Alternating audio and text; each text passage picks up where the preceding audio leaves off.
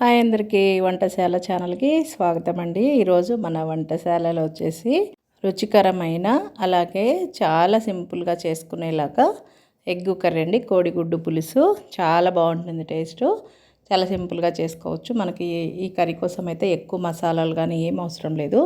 Taste అయితే చాలా బాగుంటుంది. మీరు కూడా ట్రై చేయండి. నేను ఇప్పుడు ఇది కర్రీ ఎలా చేసానో చూపిస్తాను. ఈ కర్రీ కోసం ముందుకైతే 4 గుడ్లు అయితే ఉడకపెట్టుకున్నానండి. మీకు ఎన్ని కావాలంటే అన్ని ఉడకపెట్టుకోండి. నేనైతే 4 ఉడకపెట్టాను. గుడ్లని బాగా మునిగేలాగా నీళ్ళు పోసుకొని అవైతే ఉడకపెట్టుకోవాలండి. కొద్దిగా ఉప్పు కూడా వేయండి, చక్కగా ఉడుకుతాయి. అప్పుడు చింతపండు అయితే నేను కొంచెమే తీసుకున్నాను. కొంచెమే వేసుకోవాలి, ఎక్కువ మళ్ళీ పుల్లగా ఉంటే అసలు టేస్ట్ బాగుండదు. మీ టేస్ట్కు తగ్గట్టు అంటే మీరు కొంచెం పులుపు తినేవాళ్ళైతే కొంచెం వేసుకోండి. ఇప్పుడు ఈ ఉల్లిపాయలని, ఈ టమాటాలు 3 ఉల్లిపాయలు 3 టమాటాలు తీసుకొని ఇవన్నీ కూడా సన్నగా కట్ చేసుకున్నాను. ఇంకా గుడ్లు కూడా ఉడికిపోయాయండి. ఇప్పుడు స్టవ్ మీద ఒక బాండి పెట్టుకొని అందులో కొంచెం ఆయిల్ వేసుకొని ఇవన్నీ కూడా మసాలా అండి. ఒకటి బిర్యానీ ఆకు, అలాగే దాల్చిన చెక్క, కొంచెం ఇలాచీ వేసాను. ఒకటి వచ్చేసి స్టార్ పువ్వు అంటారు కదా, అది వేసాను. కొంచెం సాజీరా వేసాను. స్టార్ పువ్వు వేయడం వల్ల మంచి ఫ్లేవర్ వస్తుంది, అంటే మంచి స్మెల్ వస్తుంది కర్రీకి. ఈ మసాలా ఎక్కువగా ఫ్రై కానివ్వకండి. వెంటనే ఉల్లిపాయలు టమాటాలు 2 కూడా ఒకటేసారి వేసేసుకోవాలి. అప్పుడు 2 సమానంగా ఉడుకుతాయి అన్నమాట. మనకు అప్పుడు గ్రేవీ అనేది బాగా వస్తుంది. ఇవి అన్నీ బాగా కలిపేసుకొని కొంచెం పసుపు, కొంచెం కల్లుప్పు వేసుకోండి. కల్లుప్పు వేసేటప్పుడు మాత్రం జాగ్రత్త అండి, ఎక్కువగా వేయొద్దు ఒకేసారి. ఎందుకంటే అది కరిగిన తర్వాత ఎక్కువగా డబల్ అవుతుంది అన్నమాట ఉప్పు అనేది. కొంచెం కల్లుప్పు వేసుకొని మూత పెట్టేసి బాగా కొంచెం మెత్తబడే వరకు అయితే ఉడకనివ్వాలి. ఒక 2 నిమిషాలు అలా మూత పెట్టి వదిలేసేయండి. ఇప్పుడు మూత తీసి చూసాను చూడండి, ఇట్లాగా అన్నీ కూడా మెత్తపడ్డాయి అనమాట. స్పూన్ తోటి మనం ఇలా ప్రెషింగ్ చేస్తున్నట్లుగా ఉంటే ఆ ఉల్లిపాయలు టమాటాలు అనేవి కూడా సాఫ్ట్గా అయిపోతాయి. ఇప్పుడు ఇందులోకి మనం ముందుగా నానబెట్టుకున్నాం కదా చింతపండు గుజ్జు, రసం అంతా తీసుకొని ఇలా ఫిల్టర్ చేసుకోండి.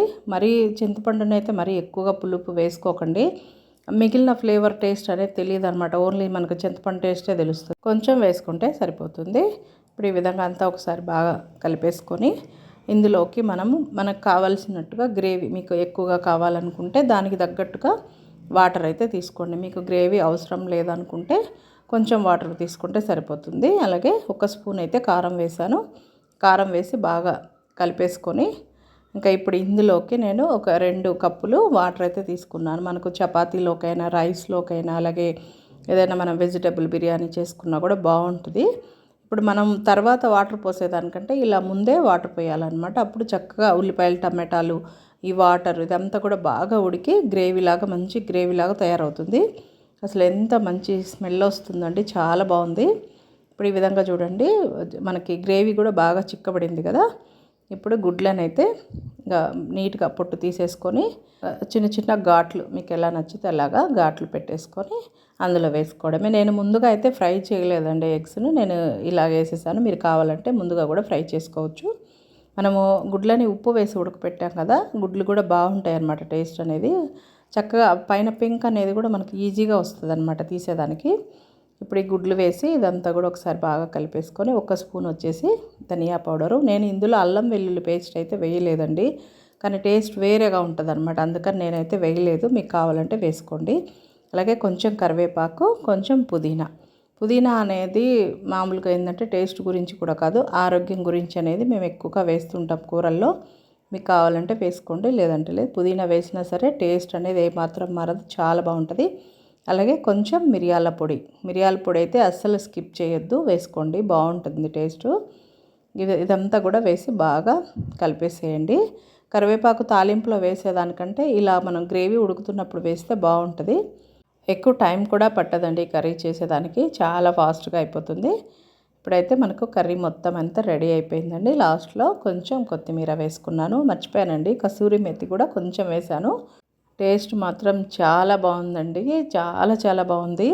నేను ఇది సండే రోజే, అంటే ఈ రోజే చేశానన్నమాట. ఈరోజు నాన్ వెజ్ అయితే లేదు, ఓన్లీ ఎగ్ కర్రీ అనమాట. చాలా చాలా బాగుంటుంది రెసిపీ. మీరు కూడా తప్పకుండా ట్రై చేయండి. ఎగ్ పులుసులో చాలా రకాలు ఉన్నాయండి, ఈ విధంగా కూడా ట్రై చేయండి, బాగుంటుంది.